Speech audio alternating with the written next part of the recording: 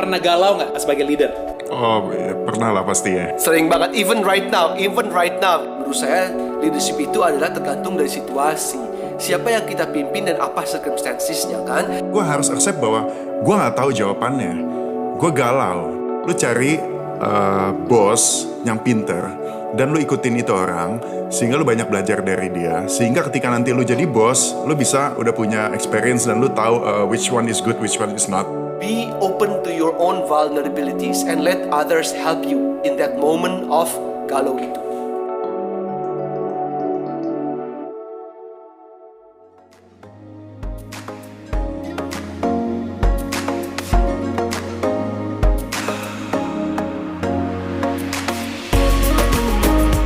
Hey, you are listening to You The Podcast. This is Christopher Tobing. Listen to our discussion about purpose, leadership, and sustainability of people and organization. This is You The Podcast.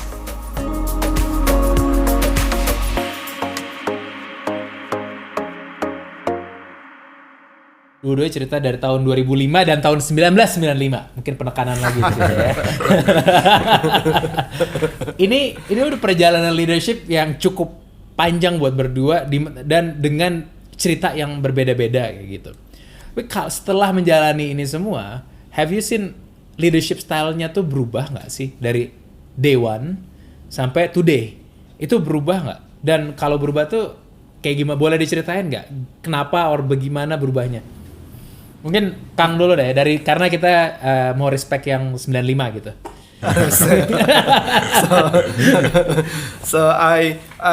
Jadi kalau saya melihat kalau in term of definisi in detail itu ada perubahan gitu. Kalau kita korporasi selalu melihat lah setiap 5 tahun tuh pasti ada new things yang coming in with pekerjaan-pekerjaan yang ada sekarang adalah pekerjaan-pekerjaan yang 10 tahun yang lalu tuh we didn't know that there will be such a role gitu kan ya. Dan karena itu akan selalu berubah definisi in detailnya. Tetapi ada sesuatu hal yang selalu sama, yaitu things yang hinge on value. Karena value-nya itu akan sama. The value of integrity, the value of giving service to others, the value of respecting others, the value of you need to be held responsible of things, the value of innovations or pioneering remains to be there. Tetapi kalau misalnya go back to the corporation, Unilever tuh udah berubah-ubah gitu. Standard of leadership zaman dulu dan sekarang itu berbeda-beda in term of definisi yang letter luck-nya ya. Kalau kata nyokap kita letter luck-nya. Tetapi kalau dari esensinya itu nggak akan berubah. The sense of integrity, the sense of accountability, responsibility, giving back to the society, itu remains unchanged gitu ya. But nevertheless, di saat seperti ini pun juga, leadership itu juga akan tested. Saya sih I'm a firm believer bahwa leadership itu bukan sesuatu hal yang ditulis dan tidak bisa diubah, dan karena menurut saya leadership itu adalah tergantung dari situasi. Siapa yang kita pimpin dan apa circumstancesnya kan. Kalau leadership kita ada leadership yang mengayomi dan facilitating, it's not going to work kalau misalnya menjadi ketua, menjadi pemadam kebakaran yang melihat rumah yang kebakaran. Kalau meeting dulu dan ayo kita meeting, kita pakai apa ya, rumahnya akan kebakaran. Jadi situational leadership, I think my personal view adalah would be more relevant. Dan di saat seperti begini, leadershipnya pun juga akan tested differently. Di saat seperti begini, leadership seperti apa yang akan dicari dan ditunggu oleh orang lain. Nah itu kuncinya Kak, menurut gue. Menurut gue adalah di saat sini diperlukan leadership yang leaders itu need to be more present. Kita tidak bisa secara physical present, itu challenge-nya kan. Tetapi how can we be more present differently? Chris, I can share a personal experience. Hari Jumat yang lalu, gue tuh bilang, gue tuh udah 3 bulan nggak ke kantor, and we didn't say hi ke orang-orang, dan kita kan manusia sosial ya, sangat menginginkan say hi to people. And I decided last Friday I would just call people which I know I haven't been in contact with. Jadi I called 7 people, Chris. On Friday, I called Okay. 7 people, Okay. and it lasted only 2 minutes to 3 minutes each. So maximum 3 minutes each. So I only Wow, spent okay. 21 minutes in totality di Friday afternoon. Kayak gue pikir meeting udah habis, I just call, text dulu, Riri ada waktu nggak? Lagi meeting nggak?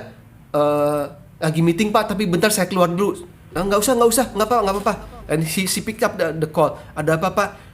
To every one of them, I only asked how they are.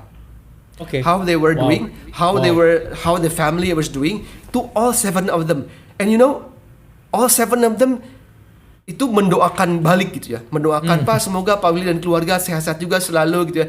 21 minutes, 7 conversations. Every one of them were surprised to get my call gitu. Apa tak pikir urgent gitu ya. Tapi but you surprised of the amount of energy yang kita dapat dari conversation itu. Yes. So much energy, positivity which I receive personally dari Yeah, conversation of these people, dan bagaimana orang-orang itu ternyata were well, the 7 of them. So be present. Walaupun dalam kondisi begini, you have to be present. You have to find reason and how a way to be present. Yang kedua, make space. Oftentimes than not, kalau lack of trust itu lead kepada lack of empowerment. Kalau lack of empowerment, kalaupun sudah di-empower, itu kita akan control terus. You have to make space. So please make space of people, karena orang-orang tuh tend to work harder di saat seperti gini, online terus nih. Jadi online terus, jadi they work harder. Give them some space, give them clarity of target, give empowerment, tapi give some space, make some space juga.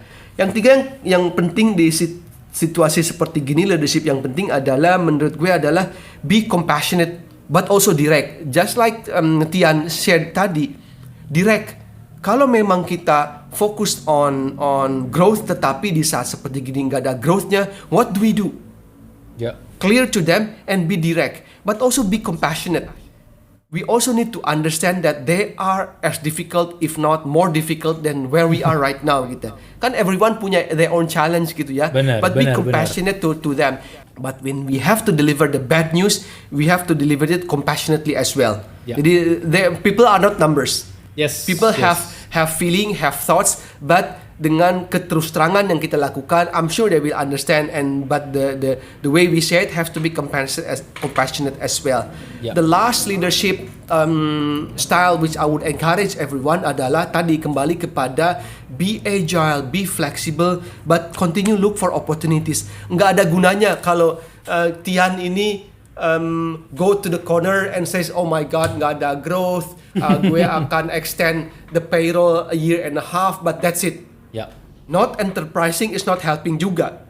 So we have to encourage everyone, how can we be more enterprising and look for opportunities. Yes. Gitu, tidak jadinya apa ya, meratapi nasib sendiri gitu. So there are four of situational leadership I would share in this period of time. Nah, tapi ada satu question yang ini bukan question, ini sebuah stigma apa kata-kata yang sering dipakai sama orang saat ini, regardless di startup or multinational or national companies. Aduh, dia orangnya old school banget. Aduh, kalau yang ini nih enak nih, leadernya kekinian gini, gue bisa I can relate gitu.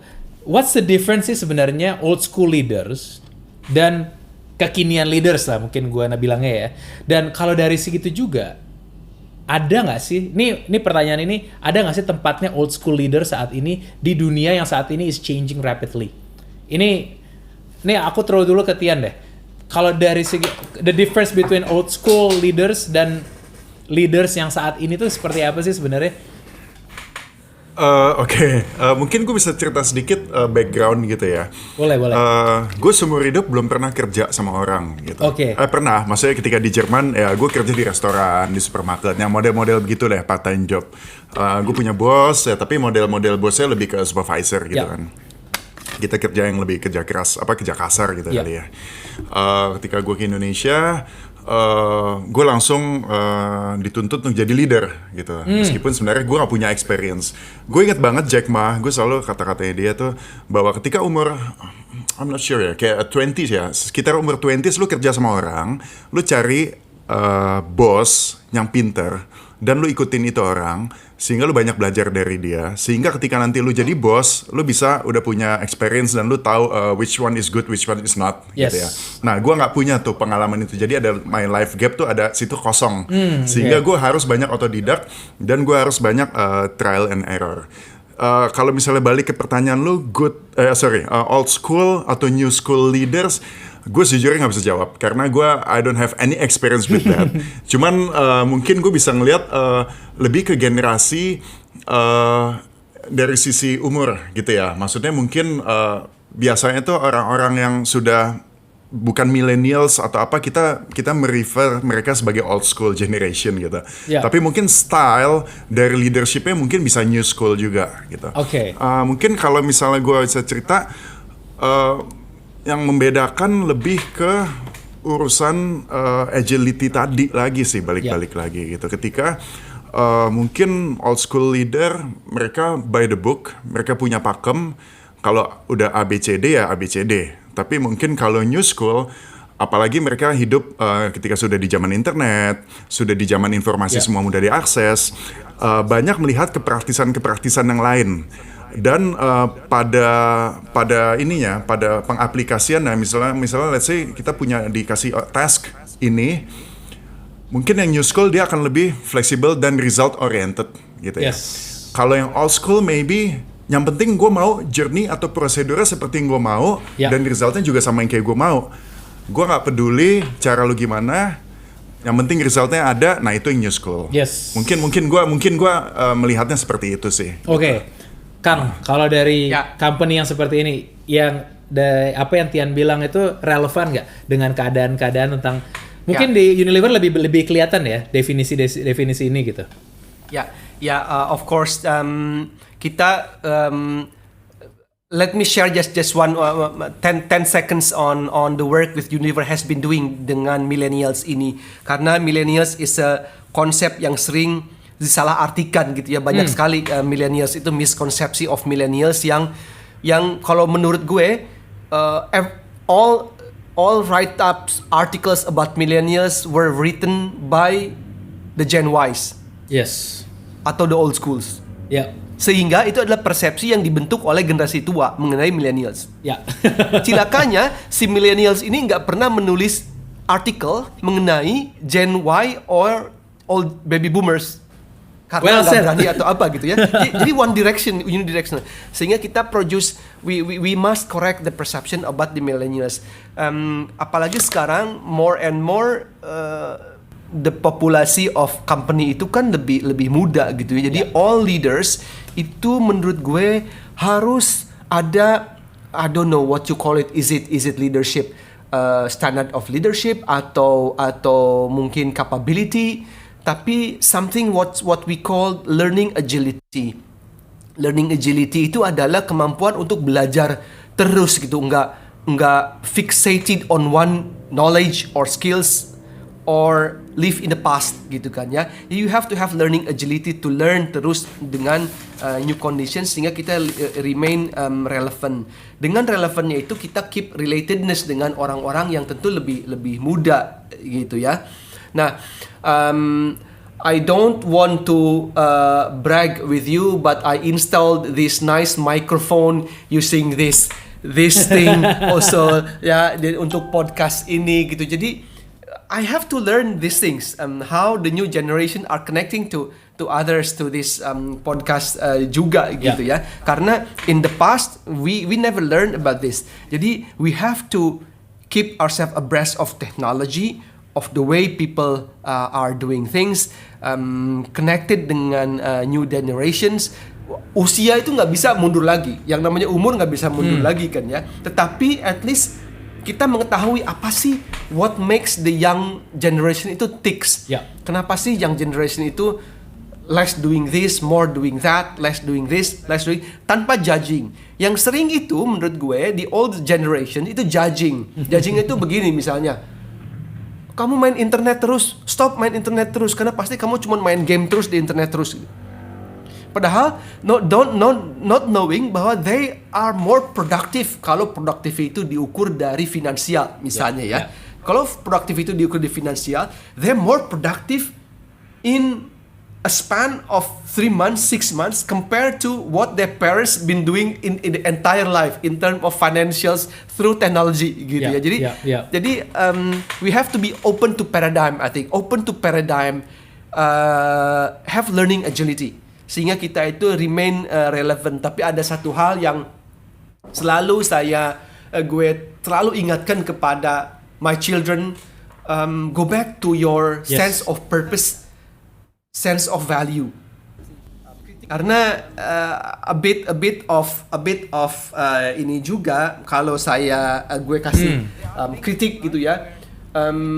Kadang-kadang I see the new generation juga wants to Okay. get results itu instant. There are things in life where if it is fast, I don't think it's going to last. Yeah. If it is quick, I don't think it will be meaningful.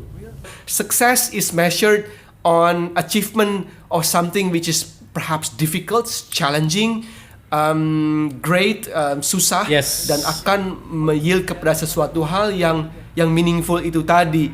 I don't think success is number of likes you have in your Instagram based on your post.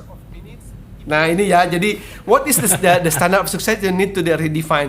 Tetapi I need to understand, my son thinks success adalah number of likes compared to number of minutes he post on the Instagram. Jadi kalau number likes-nya itu 30, itu harus 20 menit, 16 then that's good. Tetapi begitu number of likes-nya Yes. is less than number of minutes, he will take that away, put that off gitu ya. So I think that's leadership style kekinian adalah it's about how do we know, how do we remain relevant, but also I think it owes us to also remind ourselves, why are you doing this? What purpose does it serve? Karena hanya dengan kita throw that kind of questions, we'll go back to why I was born, pertanyaan tadi di awal. Ya. Nih anaknya Kang Willy harus belajar di MBDC Media nih kayaknya sama Tian untuk belajar buat harus konten-konten. Nah, kita mau masuk satu segmen nih di mana pertanyaan-pertanyaan ini if you're okay, kita akan nanya-nanya tentang hal-hal yang sudah pernah terjadi dan real answer yang ini benar-benar kayak oke, ini gue pernah kejadiannya this is how you do it. Kalau tadi kan a lot of our conversation banyak tentang a lot of philosophical leadership, tentang vision kita ke arah mana and fundamental values gitu. Ini yang pertama, pertanyaan pertama ya. Oh, mungkin pertanyaan pertama gini, pernah Kang Willy, Tian, pernah galau nggak sebagai bos, sebagai leader? Oh, sering. Ya, pernah lah pasti ya. Banyak kan malah galau. Sering banget, even right now gitu. If we speak right now always galau. Jadi galau itu saya rasanya kalau nggak galau itu ini Mas Tian lebih paham gitu kali ya. Kalau nggak pernah putus cinta, apakah kita berarti tidak pernah mengejar sesuatu hal yang lebih tinggi dari keinginan kita gitu kan? Jadi kita harus mengalami putus cinta itu gitu kan. Nah, pertanyaannya kalau lagi galau sebagai leader, dan galau kan macam-macam ya. Tapi pas lagi galau, what do you do? Lagi ngapain? Apakah ngobrol sama orang? Apakah karena yang the only one yang tahu beneran gue lagi galau apa enggak adalah diri sendiri kan? Ya. Biasanya orang kadang-kadang yang lihat kita dari luar strong or everything, tapi galau nih. Pertanyaan, what did you do pada saat lagi galau? Now what I do personally adalah I'm opening my own vulnerabilities, what I call it. Jadi, I'm not a Superman, I'm not everyone, I'm not someone who knows all the answers. Dan I say it to everyone, my team as well. Jadi, I don't know all the answers. The combination of everyone in the room will have the better answer dibanding gue gitu ya. Jadi, I always open to my vulnerabilities. Why am I now galau? Why am I now stressed? What stressed me out this day? And I share that. I think by opening up my own vulnerabilities, actually it strengthened me. It creates a stronger me karena it invites everyone, don't worry Pak, I also think that way, I also think that way. Dan kemudian kita dipikir, oh okay, I'm not alone in this kegalauan ini. Karena kalau galau dan keep it to ourselves and not being open to others, dan apalagi kalau ada beberapa leaders itu yang kalau gue lihat, they thought they need to be a Superman in all circumstances, in front of everyone, all the time. Ikan, yang kayak lagu, you can fool some people sometimes, but you can't fool all the people all the time, kan ya. Jadi there's always the vulnerabilities in you yang just let it out, just be yourself. Nah, itu sih yang saya sarankan at all levels, just be yourself. Be open to your own vulnerabilities and let others help you in that moment of galau itu. Tenang tuh, let others help you pada saat lagi galau gitu. Ya. Kalau Tian, what would you do? Ya pasti sering gitu ya, apalagi kalau misalnya situasi-situasi kita punya planning A jadinya B atau jadinya malah C gitu. Tapi biasanya gini, kalau gue ketika galau tuh biasanya adalah gue nggak menemukan jawaban atas sebuah pertanyaan atau solusi atas sebuah problem. Itu tuh biasanya gue jadi galau. Biasanya di situ. Kalau di luar urusan ini ya romansa ya. Ini kan kita urusan bisnis ceritanya kan. Galau leadership bisnis ya. Galau itu clear leadership gitu. business. Biasanya tuh kalau nggak menemukan sebuah jawaban atau ketemu di dead end gitu ya, yang nggak tahu nih persimpangan harus ke kiri atau kanan, biasanya gue tuh jadi galau. Ya. Karena gue biasanya orangnya tuh harus jelas semuanya. Nah, pertama gue biasa akan cari distraction. Oke. Gue akan cari distraction apapun yang bisa ngedistract gue dari kusutnya problematika gue itu ya. Biasanya maybe misalnya urusan di kantor, gue let's say harus ini A atau B nih ya, gue nggak ketemu jawabannya. Kalau A jadi kusutnya di sini, B jadi kusutnya di situ, dua-duanya kusut. Akhirnya gue mencari kegiatan aja, gue I don't know, olahraga atau nongkrong sama teman-teman kali yang bisa melupakan sejenak urusan itu gitu. Biasanya ketika gue udah lupa, gue jadi kan kalau galau kita beban gitu ya, mau apa-apa bete ya. Gue coba lupain dulu. Nah, ketika udah lupain dulu, udah happy, pasti akan keinget lagi. Dan biasanya ketika momen keinget lagi itu jadi lebih galau. Kayak aduh, ternyata problem gue belum selesai gitu kan. I was expecting dengan udah selesai itu gue udah sekuat nih, ternyata makin galau ya. Iya, karena gue malah melarikan diri gitu ya dari permasalahan dengan distracting gitu. Nah, tapi itu biasa cara itu berhasil di gue. Kenapa? Karena at least gue keep my mind itu fresh a bit gitu ya. Kusut gue isi dengan hal-hal lain yang menyenangkan, meskipun itu belum menyelesaikan masalah. Kemudian gue berpikir lagi mengenai masalah itu kayak aduh, ternyata solusinya belum ada. Biasanya gue galaunya jadi 2 kali lebih lipat, dan dari situ momen gue bisa mengaccept bahwa biasa kadang kita deny nih. Kita pura-pura gue tahu, tapi kalau gue harus accept bahwa gue nggak tahu jawabannya, gue galau, dan itu yang di kedua kali yang hit lebih keras, baru bisa berasa dan baru bisa mengakui, acknowledge bahwa gue nggak bisa nih gitu.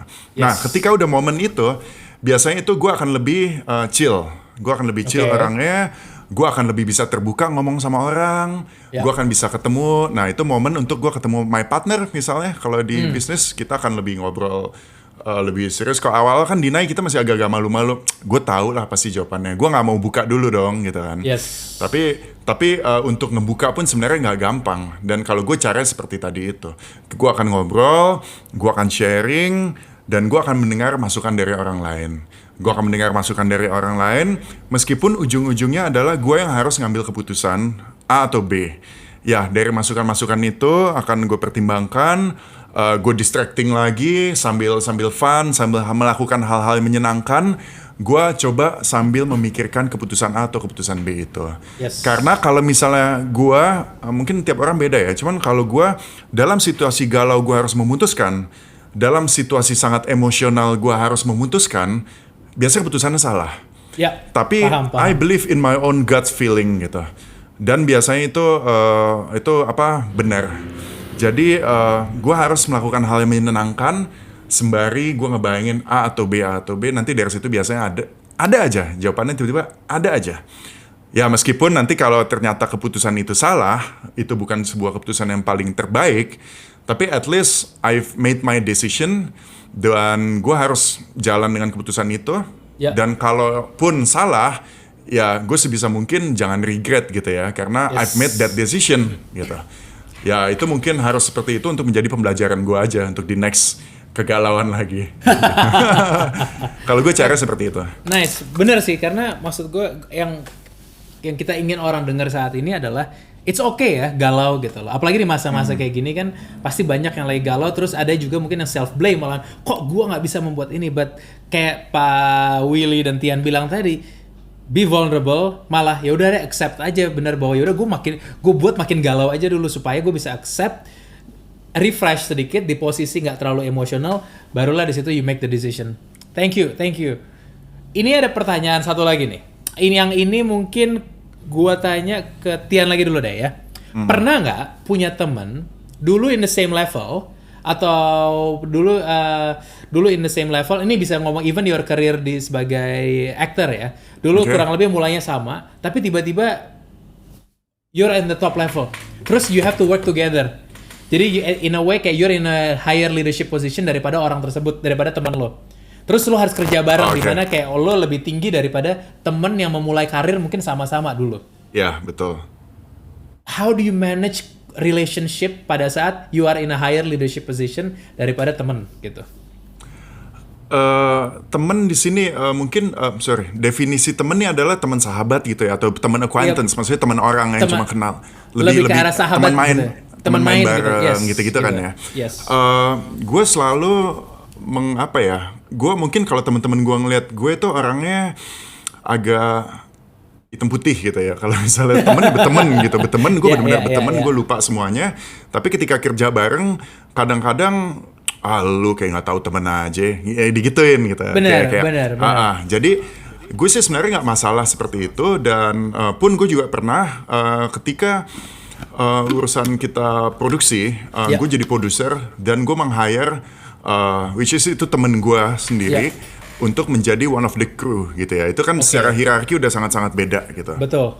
Ya ketika gue bilang nggak bagus ya itu nggak bagus gitu. Ketika gue akan mengkoreksi atau mengkritik atau merevisi atau masih feedback apapun itu, ataupun ketika gue mempunyai keputusan ini ya you should be follow gitu ya. Karena emang sudah sangat jelas ketika masuk dalam situasi pekerjaan ada hierarki, dan itu mereka sign up dan mereka juga setuju untuk itu, ya harusnya sih no issue ya whether itu temen atau enggak gitu ya. Tapi di luarnya lagi biasanya sebagai temen ya back to normal, kita balik lagi hangout sama-sama. Cuman kadang-kadang gue selip-selipin, lu gimana sih lo gini. Sebagai temen yang ngasih tahu. Yes. Beda kalau misalnya di depan karyawan atau teman-teman sepekerjaan lain kan kita beda lah, lebih formal gitu mungkin ya. Tapi kalau ini, lu gimana sih, kan udah gue bilangin gini, bukan begitu, gitu. Iya. Besok nggak gue pakai lagi nih. Nah, kan jadi lebih gampang ngobrolnya gitu. Karena ada dua sisi teman atau enggak ya. Tapi ya balik lagi, kalau di situasi kerjaan semuanya emang sudah harus formal dan ada hierarki yang seperti itu ya seperti itu seharusnya. Gitu. Ya. Gue suka sih dimana lu bisa ngasih advice dengan orang yang sama tapi dengan dua cara berbeda karena konteksnya lagi beda. Gitu. Iya. Oke. Thank you for the answer. Kang Willy, ini pertanyaannya buat Kang Willy kalau yang ini nih. What would you do? Ini pertanyaannya beda, Kang. Bentar, Kang. Ini pertanyaannya sedikit beda nih.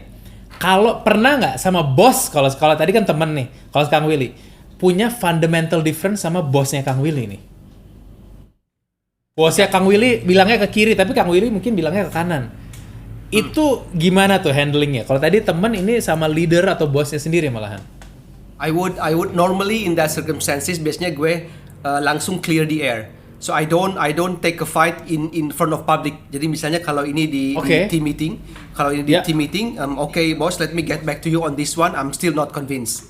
Gitu ya. Oh, jadi ada kan, tapi clear di depan. I'm not convinced tuh ada dibilangin I'm not convinced. Let me get back to you and perhaps try to convince you on that note gitu. Kalau ada fundamental difference, but it needs to be made understood bahwa we're not done yet gitu ya. Dan normally what I would do adalah to clear the air immediately. Jadi just very recent misalnya ada satu perbedaan yang di depan semua orang seperti begitu. Dan try to explain tetapi tidak bisa.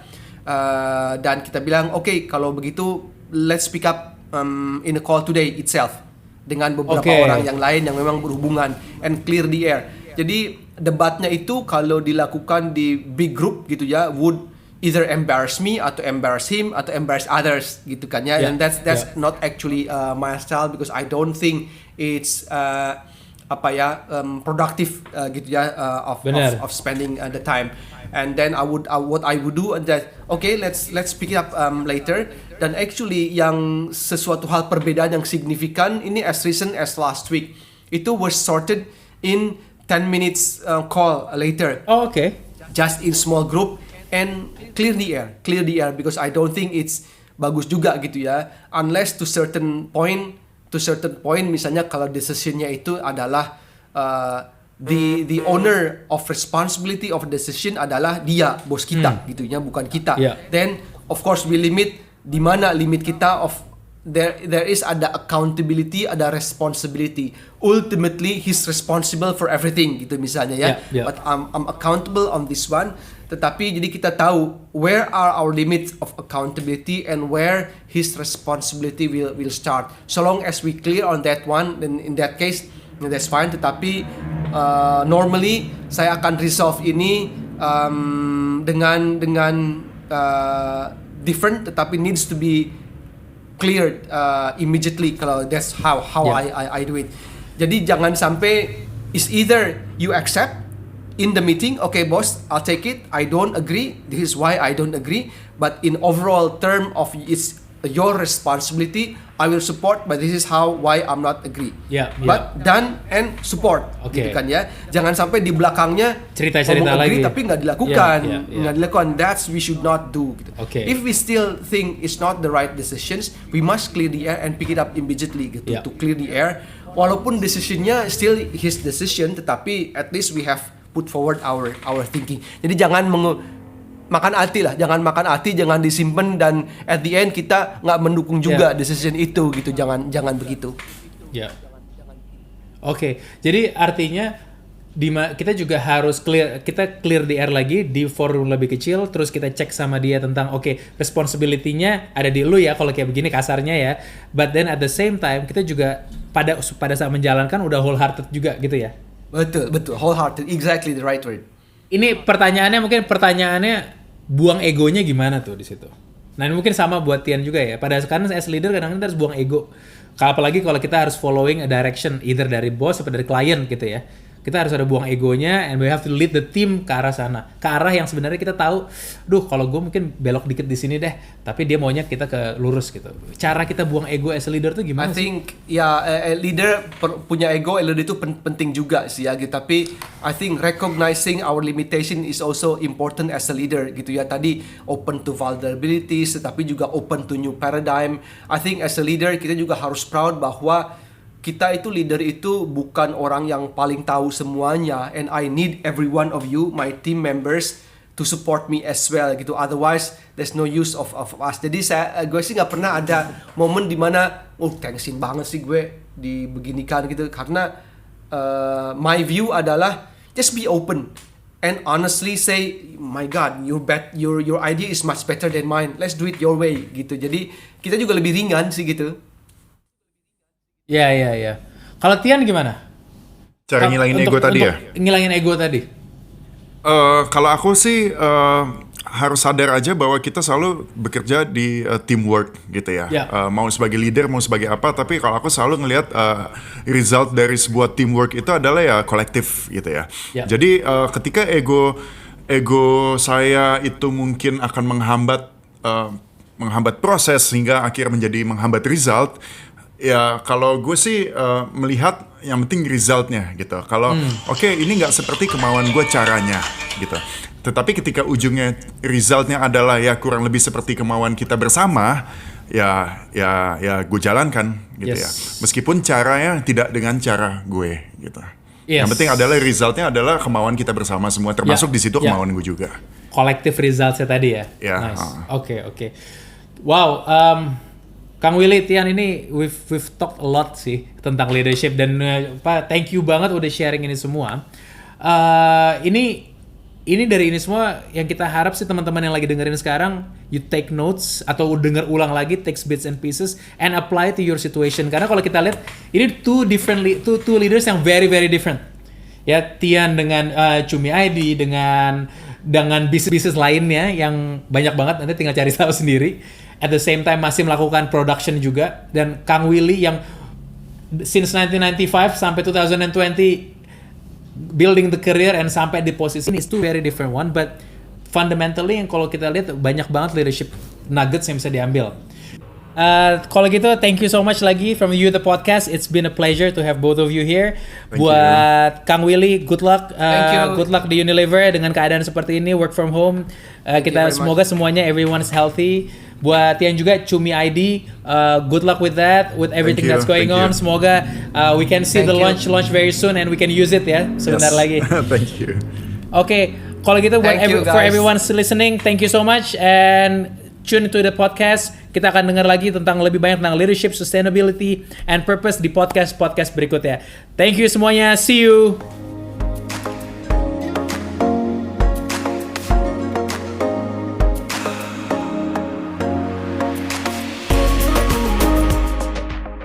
Hey guys, thank you for listening to You The Podcast. If you find this insightful, please follow, subscribe, and share this with as many friends as you want. And see you on the next episode.